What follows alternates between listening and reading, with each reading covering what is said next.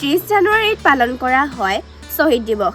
আপোনালোকে যদি শ্বহীদ দিৱসৰ বিষয়ে কিছু কথা জানিব বিচাৰে তেন্তে চাওক আজিৰ মোৰ এই ভিডিঅ'টো। তেন্তে আহকচোন শ্বহীদ দিৱসৰ বিষয়ে কিছু কথা জানো।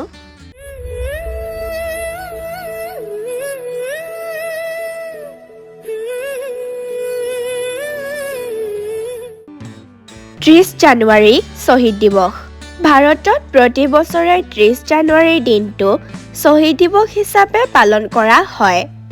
1948 চনৰ এই দিনটোতে নাথুৰাম গডছে নামৰ লোকজনে জাতিৰ পিতা মহাত্মা গান্ধীক গুলীয়াই হত্যা কৰিছিল।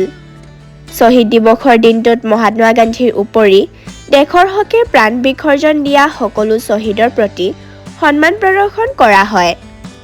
এই দিনটোত ভাৰতৰ ৰাষ্ট্ৰপতি, উপৰাষ্ট্ৰপতি, প্ৰধানমন্ত্ৰী, প্ৰতিৰক্ষা মন্ত্ৰী আৰু তিনিওটা সেনাবাহিনীৰ মুৰব্বীয়ে ৰাজঘাটত থকা মহাত্মা গান্ধীৰ সমাধি ক্ষেত্ৰত পুষ্পাৰ্ঘ্য নিবেদন কৰে। দিনৰ ঠিক 11 বজাত 2 মিনিট সময় মৌনতা অৱলম্বন কৰি গান্ধীজী আৰু অন্যান্য শ্বহীদসকলক স্মৰণ কৰা হয়। তাৰ পাছতে অনুষ্ঠিত হয় সৰ্বধৰ্ম প্ৰাৰ্থনা সভা। ৰাজঘাটৰ উপৰি দেশৰ প্ৰতিখন ৰাজ্য, জিলাৰ সদৰ আদিত শ্বহীদ দিৱস পালন কৰা হয়।